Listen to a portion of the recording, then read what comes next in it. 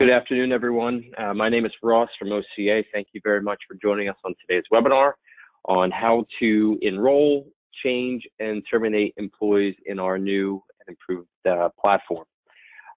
Just a couple of areas of housekeeping before we get started that I want to address.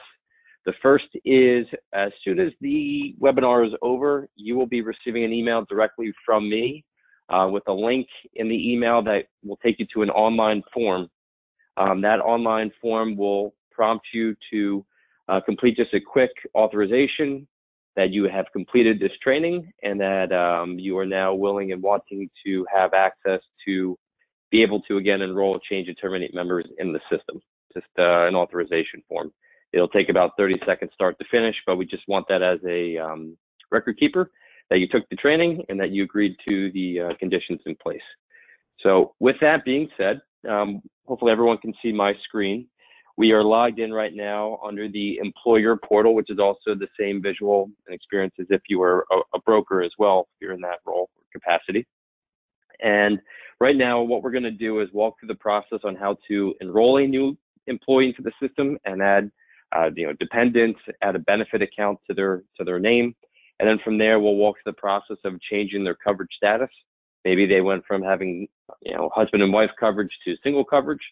So we'll go through that, and then we'll finish up on walking through the process of terminating an employee in the system. The other caveat and one other item I wanted to mention is that if you are a group or you have a client that you're doing this for that has COBRA services through OCA, please note that by completing this task, that does not negate the fact that you have to continue or still have to submit the COBRA notification to OCA for us to process any COBRA notices. This here will only update or provide new information for the account that you're making a change on. It will not initiate any COBRA notification that OCA might be required to do based upon the event that you complete. So please know that, again, let's say you're terminating someone in the system. If OCA is administering your COBRA benefits, you will still have to submit a COBRA election form to OCA for us to process that COBRA event. Otherwise, obviously, we would not be notified because it is a separate platform for that COBRA piece to be generated.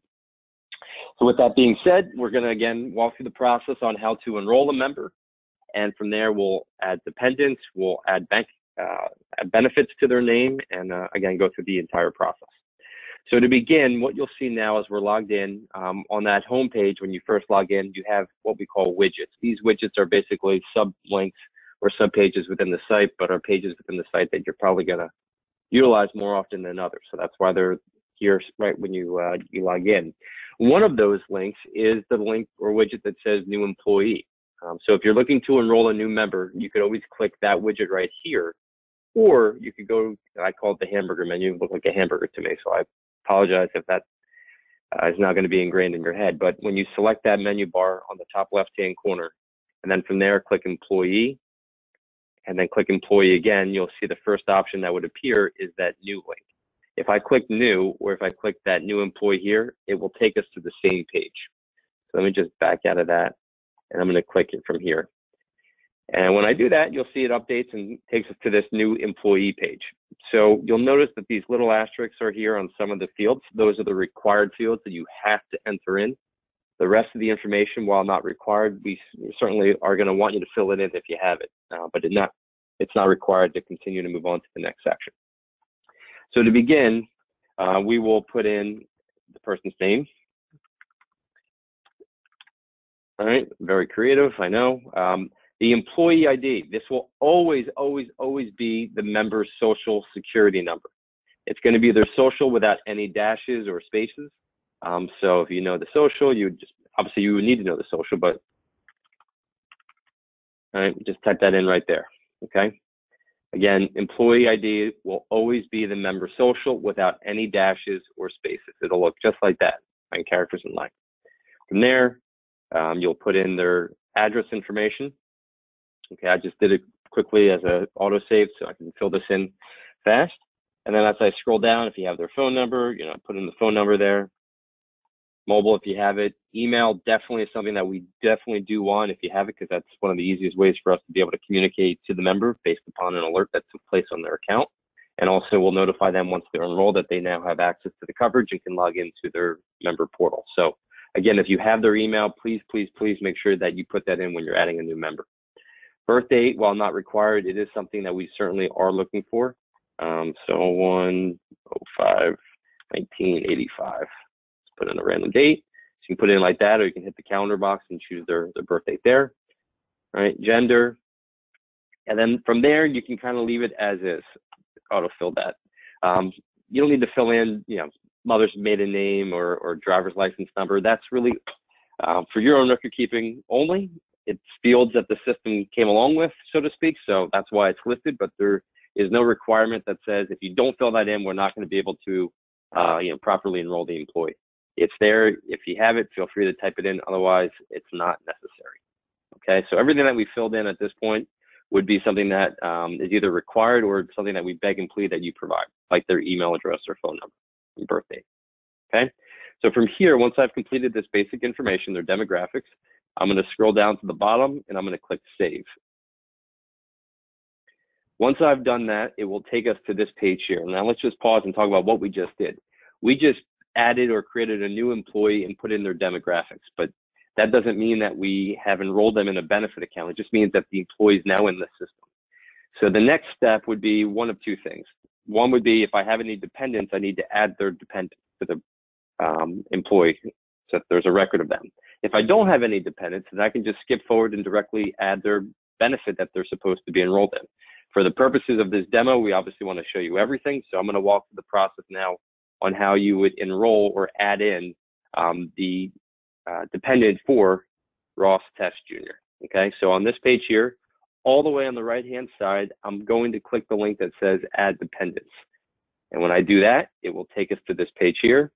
It's showing us that there is zero or there are no other existing dependents for this employee.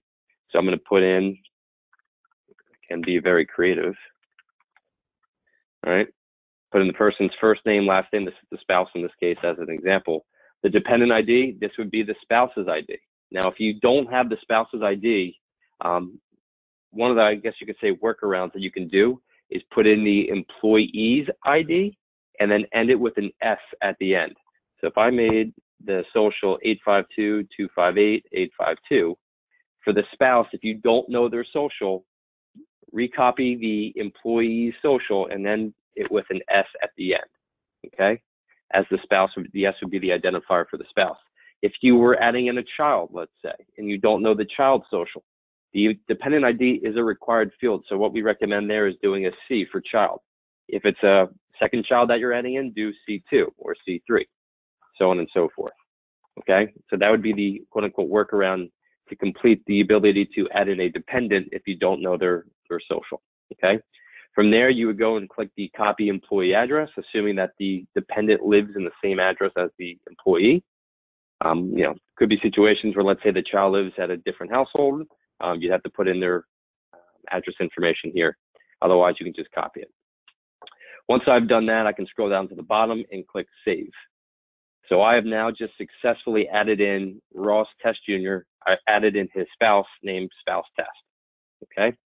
So now that I've added in the dependent, which we're going to leave the dependents like this for now, they're going to have husband and wife coverage. I am now ready to enroll Ross and his dependent spouse in a benefit. All right. Now, what I'm about to show you is beta, and we've got a whole slew of plans that are listed under this beta account. But when you go in and enroll the employee, it's only going to show the benefits that your company offers. So just keep that in mind when I'm enrolling this member in a benefit account. So from here on this page, what I would do is click on that light blue menu bar, the link that says accounts. Okay, so I'm going to click that link, and it takes us to this page here. Again, we're still on Ross Test Jr. Now, Ross is not enrolled in any benefit account within his company because he just was added into the system. So that's why there's nothing listed here. But if I go and I click that new button on the bottom left-hand corner, okay, it will take us to this page here. The benefit plan, if all you offer is an FSA, or let's just say it's an HRA, the only option you're going to be able to see is the plan that you select or you offer. In this case here, when I hit the drop down, this company offers a whole slew of benefits, which is why you can choose from one of these 6 or 7 options. What we're going to do to begin is just, again, walk through the process of enrolling the employee through an HRA plan. I'll then also go and do it in an FSA benefit, so you can get that idea. So I'm going to choose the HRA plan that runs 9/1/18 through 8/31 of 19. Let's say this employee, it's a new hire during the plan year, and they came on board January 1st of 19. So for the effective date, I'm going to put in 1/1/19. They're obviously not being terminated, so I don't fill anything in that box. Next link that says auto-link dependents. This is very, very important. By checking that box, auto-link dependent, what it's saying is any dependent that's on file under Ross is going to be covered under the HRA. So if Ross was going to have single coverage, what that means is you don't want to check that box that says link dependents, because Ross's spouse should not have coverage in the HRA plan because Ross has single coverage. But if Ross were to have husband and wife coverage, then you definitely would want to check off auto link dependent, because that means that the dependent that is tied to Ross, which if I click that dependent tab up top here, you'll see it's showing me my spouse that I have. That means that the spouse will be linked to the HRA plan. Okay, so it's important that you have to either check off the link dependent so the dependent would be covered, or if they're not supposed to be, you will not check that off. Now it's a two-step mindful that you have to think about here when you have dependents in the mix. You check off auto link dependent, but then in an HRA where you have different coverage tiers, you have single, you have husband and wife, you have employee plus child or children, and then you also have family. You want to make sure that you choose the correct coverage tier, which will be a drop down. It'll be a 4-tier option. So when I choose that drop down, I can either choose single and child, single and spouse, or family. So in this case, the example that we're walking through, the individual has employee and spouse coverage. So I'm choosing that option.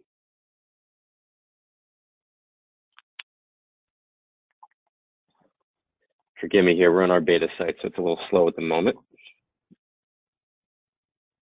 It was acting a little funky on me earlier, so I might have to log out, log back in if this causes a problem.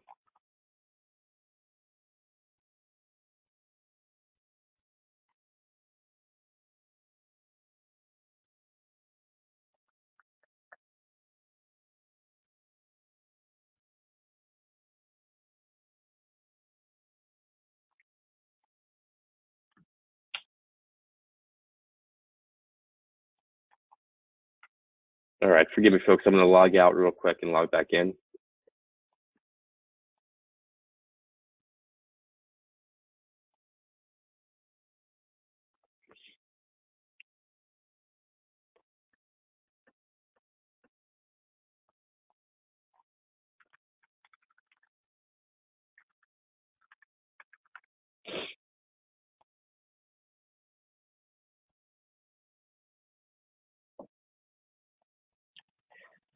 The beta site is very slow at the moment. Okay. So I just logged in again, and this actually is helpful because if you're going to go in and try to find an employee, what you can always do when you're looking for a particular individual is click the search icon on the top left-hand corner. If you know the social, you can search by their social, or you can search by their last name. In this case, the person's name is, and it already saved it for me because I was just in there, but if I type in the last name Test Jr., because that's who I'm looking for, there that individual is, right? So if I click that person's name, click it again under that header, it takes us here. I'm going to click the account tab and go back and hit new. And again, I'm choosing the HRA plan, putting in the effective date of 01/01/2019. I'm linking the dependent. I'm choosing husband and wife coverage. All right. When I've done that, you'll see at the bottom where it shows the employer contribution. It's listed at $5,000. That obviously would be different based upon your company's benefit design with the HRA. If you offer an HRA, it's grayed out. You can't change it. It's a set benefit. So from here, once I've done that, I would go ahead and click save.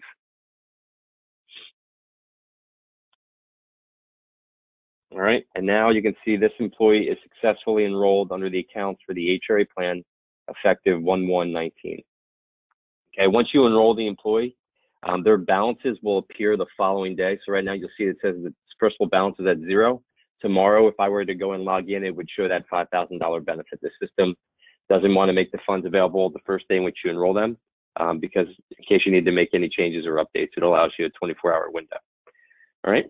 So we just successfully enrolled the employee in the HRA benefit with an effective date of 1/1. I can see here that there's dependents linked. I know that because you'll see under this icon that's got little faces. If I highlight over that, it's telling me that the spouses, this employee spouse, which is named as spouse test, they are linked to the HRA. If there's no icon there, what that ultimately tells me is that while the person might have dependents, that dependent or dependents are not linked to that HRA plan. But I know that they're linked because when I highlight it over, it tells me the dependent that is covered. So now we've successfully enrolled the employee in the HRA and their dependent in the HRA, but I want to go through the process of enrolling them in the FSA plan. So on that account page, I'm going to go back and I'm going to click New. You'll see here it shows me that the employee is already enrolled in an HRA benefit, and I'm going to select the FSA plan that runs 1/1/19 through 12/31. Again, only your plans would be listed. I'm going to make the effective date of 1/1/19 as well. Again, I'm going to auto-link my dependent. All right. Your biweekly payroll, it wasn't listed here because this is beta, but it would be defaulted to whatever your payroll schedule is within your company. So, excuse me, let's say you have biweekly payroll, you get paid, or employees get paid every Friday. The contribution allocation will be laid out based upon your company's payroll cycle. So we, again, already know in this example, and whatever your company has, it'll show it here. This company's got contributions set to be deducted every other week on Fridays. That's when contributions get made. So that's defaulted. Towards the bottom, under the employee row, okay, you're going to have to put in the employee's annual election in two different spots. You're going to put it in under the total expected in this column here, and under the pre-funded amount column. So if, let's say, the employee does an annual election of $2,000, you'll have to put $2,000 in here, and then under the pre-funded amount, you'll put in $2,000 there. Two different places. Once I've done that, I can click that calculate button on the bottom left-hand corner.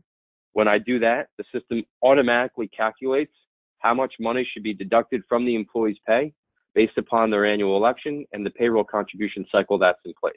It's biweekly contributions. There's 26 pay cycles based upon the $2,000 annual election and the 26 pays. The system says $76.92 should be deducted every pay. Because it doesn't come out evenly, what it's saying here is on the last contribution date, there should be a 8-cent adjustment so that they would have contributed the full $2,000 amount. All right. Once I see that here, I can go ahead and click save. And now the employee has been successfully enrolled in the FSA benefit. Okay. And you can see that listed here. So that is how we would be successfully enrolling an employee and their spouse in a particular plan or plans. One point to mention is the system would already, and the benefit plan itself would already be set up in that if that plan offers a OCA debit card, the system overnight, the night at which you enroll that employee, will automatically order the employee and will automatically order the employee spouse a debit card. You do not have to go in and say, oh, okay, now I have to order a card for them. The system will do it automatically so long as the plan itself has cards allowed and linked to it. So tomorrow, if we were to go in, you would see that cards were issued for Ross and for the spouse that was covered under both of these plans. You don't have to go and order a card. That'll happen automatically. Okay? So again, what we just did was we successfully enrolled an employee. But let's say 3 months into the plan year, the employee came to you and says, you know what, my spouse decided to go on her plan. Can I remove her as of March 1st? And I'm going to go and be put on as a single covered employee. This is how you would go in and do it. So you would go and find the employee, all right? Find that person. It would ultimately take you to this page here under the account page. And what we're going to do, it's really a two-step process. We're first going to have to change the coverage tier from employee and spouse to single and identify the life event change and the date in which that takes place. Once we do that, we're going to have to go and terminate the spouse with the termination date. So that way, if they were to submit any claims past that date for the spouse, it wouldn't be covered. Okay. So to begin, you're going to check off or click the link that says HRA on the account page. I'm clicking HRA. Okay. I'm going to scroll down to the bottom part where it says qualified life event. I'm going to hit the drop down. Life event date. Let's say in my example, the life event date was on March 1st. So on 3/1, the life event type, right? Hit the drop down. I'm going to say the spouse's coverage changed. And as a result, my new coverage tier should be single, which it defaults to, okay? Annual election was at 5,000. It now will be at 2,500. I'm gonna hit add under that action column. So it's adding it in, and I'm gonna click save. So as of 3/1, my coverage is now at $2,500. It's not gonna be the 5,000 that I would have initially started off at on January 1st when I enrolled. So I just said earlier though, that this is a two-step process. I now have successfully changed my coverage tier from husband and wife to single, but I have to go in and make sure I remove or terminate my spouse with that 3/1 effective date as well. So to begin, I'm going to go up to this tab here. Okay, so just back up. It shows me on Ross's tab, but up top, I'm going to click dependent. I'm going to click the spouse that I need to be on. Takes me here. And then at this point, I'm going to click that hamburger menu. Under employee, I'm going to go then click accounts and then click dependent accounts. So this is a little tricky here. So I'll repeat this for you. I went to the hamburger menu, as I mentioned it up top. All right, let's just back it up. I click employee, and I click accounts, and then I click dependent account, which takes us here. And it's telling me that I'm looking at the spouse test, that's the person's name. And it tells me here that the spouse is enrolled in both the HRA and the FSA. Here are their start dates, okay? But I want to go in and I want to terminate the spouse from the HRA 3/1/19. So what I'm going to do is I'm going to click edit, okay? And I'm going to put in under the HRA row, the termination date to be 3/1/19. And then under status, actually keep it as is, forgive me. The termination date would be 3/1/19. Click save. And now the dependent spouse will be terminated from the HRA as of that 3/1 date. We didn't change, nor do we have to change the FSA. That, again, in this example, remains the same. There's no action required in that. But now we have effectively removed the spouse from the HRA benefit as of 3/1. If they were to submit claims prior to that, it would have been reimbursed for the spouse, but anything after would not be. Okay? So that is, in effect, how you would change someone's coverage tier from husband and wife to single, or if it was the other way around, it'd be the other way around, exactly how we did it, but you'd be enrolling them with those dates. If we needed to enroll the spouse as of 3/1, instead of putting it in under the termination date, I would remove the termination and mark the effective date to be 03/01/2019, and then clicking save. Okay?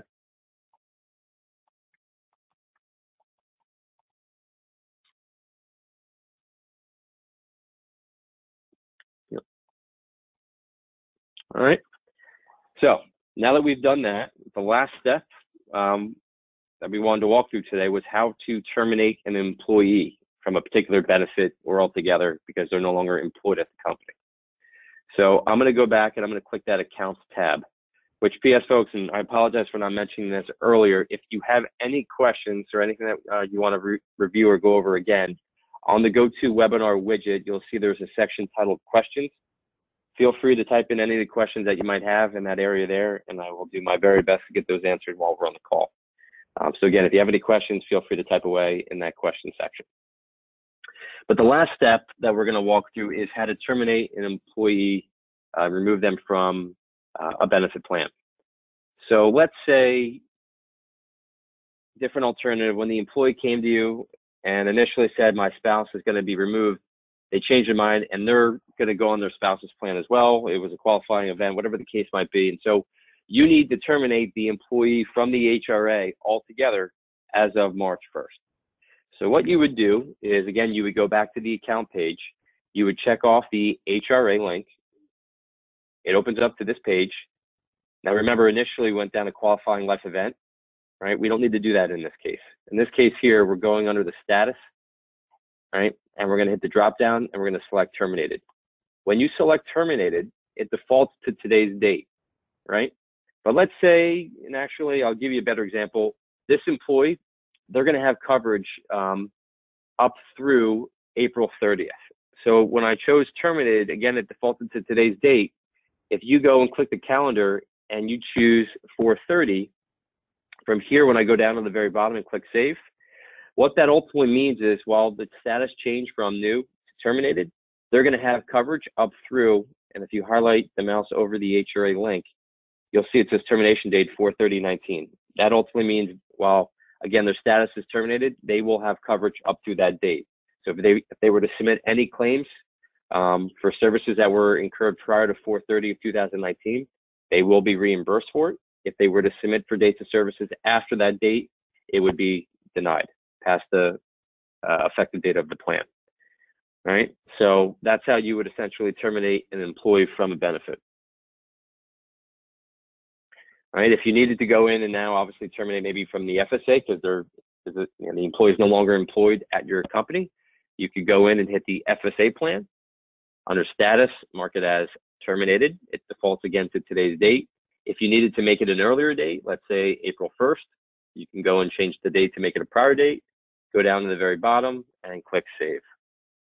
Now the employee's been terminated from the FSA as of 4/1. Again, if I highlight over the plan type, you'll see it shows the effective date and the termination date for that particular benefit. Okay. Again, if you have any questions, feel free to ask away. The other thing that you could do, just as a easier visual, and this would be in addition, not in lieu of, because you always have to, I can't repeat it enough, you have to make sure that if you're terminating an employee, you have to terminate the employee at the benefit level. But if you also want to terminate them from a demographic perspective, you can go in under the demographic tab, right? It's on that menu bar up top. If you click demographics, you can go in here and under employee status, mark terminated. And then under termination status or termination date, it'll again default to today's date. You can go in here and make it 4/30 and then scroll down to the bottom and hit save. And actually, forgive me, you can't make it a future termination date when you choose their status under the demographics. So if I were to make it, let's say 4/1, it should work. There we go. Now you'll see it shows you right here. All right, you don't have to do that. You can keep it at active because it really has no bearing. When we look at the accounts have been terminated. That impacts how employees can get reimbursed. It impacts invoicing in terms of, what OCA is billing you for, things of that nature. So just keep that in mind. All right. We are about a minute or two ahead of schedule. So again, if there's any questions that you have, please feel free to ask away. I will remain on the call for a few more minutes in case any questions do come up.